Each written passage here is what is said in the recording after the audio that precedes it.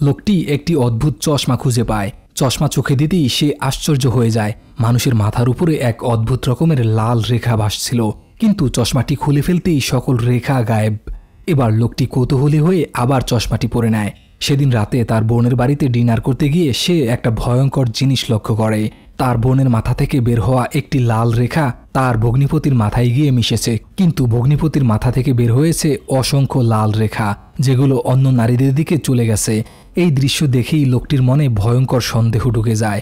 সে তার ভগ্নিপতির সাথে এই বিষয়ে কথা বলার সিদ্ধান্ত নেয়। তারা লিফটে ওঠার সময় দেখল একটি লাল রেখা সোজা লিফটের নিচে চলে যাচ্ছে। তারা 4 তলায় পৌঁছাতেই রেখাটি আবার উপরে উঠে এলো। আরও আশ্চর্যের বিষয় হলো, কথা শেষে লোকটি ভুল করে আবার 4 তলার বোতাম টিপে দেয়। এবার ভগ্নিপতির প্রতিক্রিয়া দেখার জন্য সে ইচ্ছা করেই আবার 4 নম্বর বোতামটি চাপে। লিফটের দরজা খুলতেই লাল রেখাটি সোজা 401 নম্বর অ্যাপার্টমেন্টের দিকে চলে যায়। লোকটি সেখানে যেতে চাইলে তার ভগ্নিপতি তাকে থামিয়ে দেয়।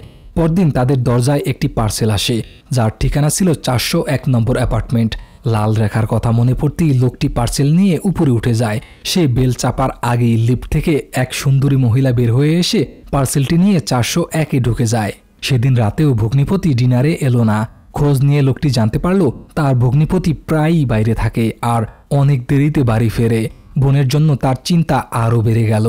পরের দিন রাতে সে তার ভগ্নিপতিকে অনুসরণ করে এবং দেখে সে এক মহিলার সাথে ডিনার করছে। লোকটি সাথে সাথেই তাকে ফোন করে, কিন্তু ভগ্নিপতি তাকে মিথ্যা বলে যে সে একটা জরুরি মিটিংয়ে আছে। সন্দেহ দূর করার জন্য লোকটি রেস্টুরেন্টে ঢুকেই চমকে ওঠে। ওই মহিলাটি আর অন্য কেউ না, 401 নম্বর অ্যাপার্টমেন্টের সেই মহিলাটি। লোকটি তাদেরকে ফলো করতে করতে একটি হোটেলে পৌঁছে যায়। হোটেলের করিডোরে অসংখ্য লাল রেখার জাল দেখতে পায়। সে দরজায় বেল চাপতেই হতভম্ব ভগ্নিপতিকে আবিষ্কার করে। ধরা পড়তেই লোকটির কাছে মিনতি করে বলে তার বোনকে যেন কিছু না বলে এবং খুব শীঘ্রই সে তার অ্যাফেয়ার শেষ করে দিবে। লোকটি তার ভগ্নিপতিকে বিশ্বাস করে দ্বিতীয় সুযোগ দেয়, কিন্তু পরের দিনই তার মাথায় আকাশ ভেঙে পড়ে। সে খবর পায় 401-এর সেই মহিলা তার ভগ্নিপতিকে বিয়ে করেছে, এমনকি সে এখন গর্ভবতী। রাগে অন্ধ হয়ে সে তার ভগ্নিপতির অফিসে ছুটে যায়। ঠিক তখনই দেখে তার বোন ওই মহিলার গাড়িতে নিজের গাড়ি দিয়ে ধাক্কা দিয়েছে। সে ছুটে গিয়ে বোনকে জিজ্ঞেস করে কি হয়েছে। তার বোন রেগে গিয়ে চিৎকার করে বলে, তুই তোর ভগ্নিপতিকে ফলো করিস কেন? ঠিক তখনই তার ভগ্নিপতি ছুটে এসে 401-এর মহিলাটিকে জড়িয়ে ধরে। লোকটি তার ভগ্নিপতিকে মারতে চায়, কিন্তু তার বোন তাকে থামিয়ে দেয়। ঠিক তখনই লোকটির কাছে সবকিছু পরিষ্কার হয়ে যায়।